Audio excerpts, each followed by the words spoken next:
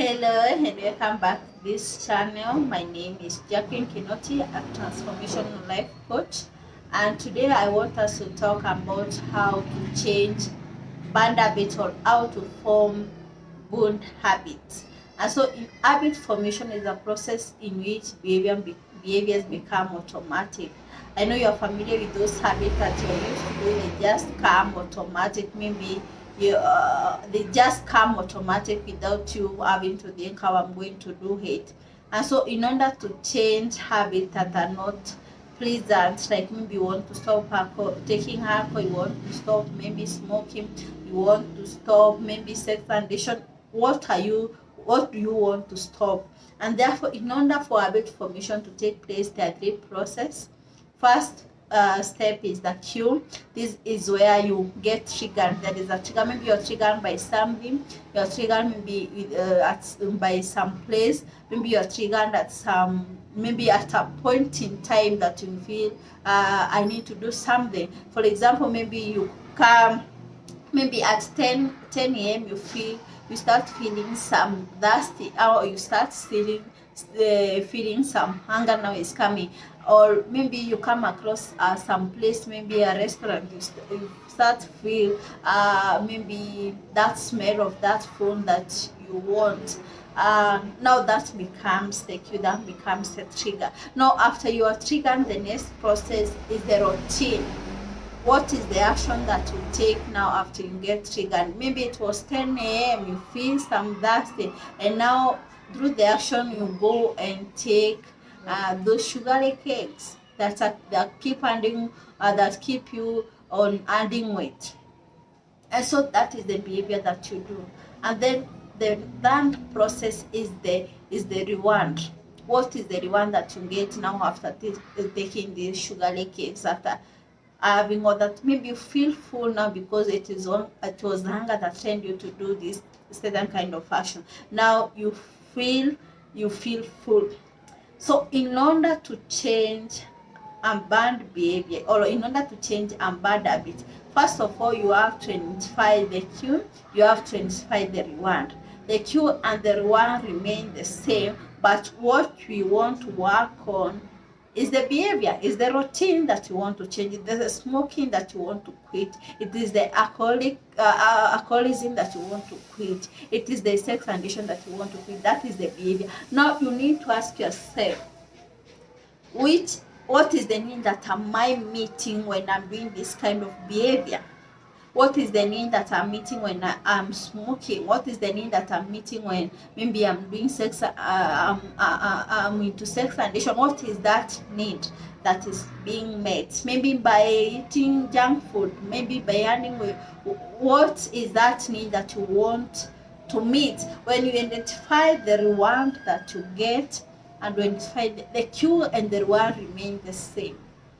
After you have identified the reward that you get after doing this habit that you want to stop, and then you identify another way of meeting this reward, of getting this reward that is healthy. And so I'll give you an example. So for example, you have seen in the habit formation process, there are three steps. That is the cue, that is the routine, and that is the reward.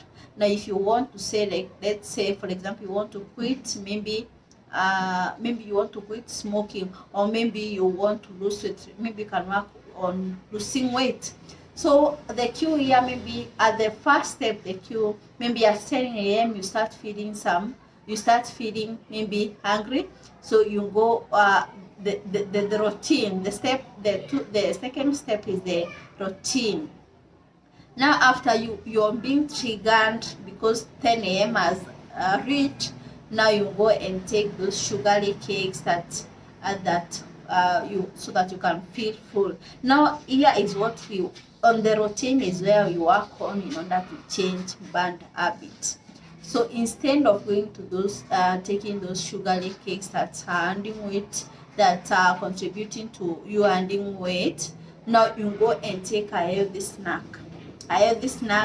Anything that is healthy. Maybe you can take an arrowroot, a boiled arrowroot, maybe a boiled sweet potato instead now of those sugary cakes that adding on to it. Now you are changing this behavior. This is the behavior that you want to change, and then you get the same reward in the done process. You get the same reward. Now you feel full.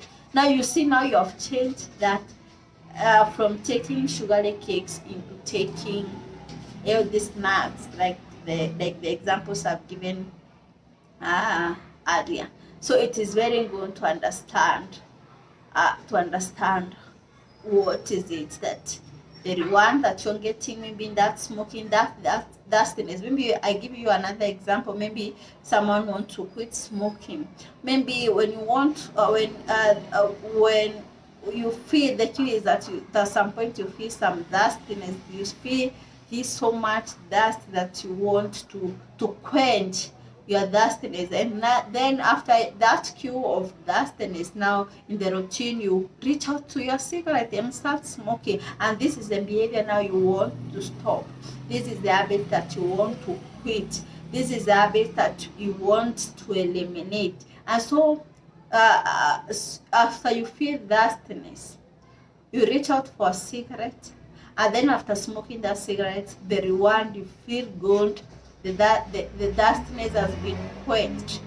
Now, in order to change this, or in order to quit this smoking, the cue of dustiness remains the same.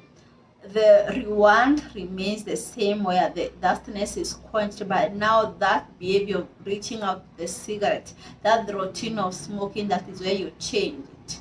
And this, you can change that routine of smoking by, instead of reaching out for a cigarette, maybe you can reach out for a cup of tea that can quench your dustiness, or maybe a bottle of water that can quench your dustiness. I think it's very important to understand, from behavior to change, behavior change is driven by the desire maybe to alleviate pain, or the desire to feel good. So it depends on what drives you to do something. It is very important to understand, to be consistent on what you want to achieve, and be disciplined, because change is painful, growth is painful, but there is nothing more painful than you getting stuck in a place that you don't belong. So it is good, you can change those habits, you can change, you can transform. And thank you. Keep on sharing, keep on sharing with your friends, so that they can get awareness. Keep subscribing to this channel so that you can continue getting more of this information, so that you can learn on how we can transform our lives for the better. We can reclaim our authentic self. We can gain that personal power back. We can gain that mental wellness. It is your responsibility to take care of your life. It is your responsibility to heal whatever has happened to you.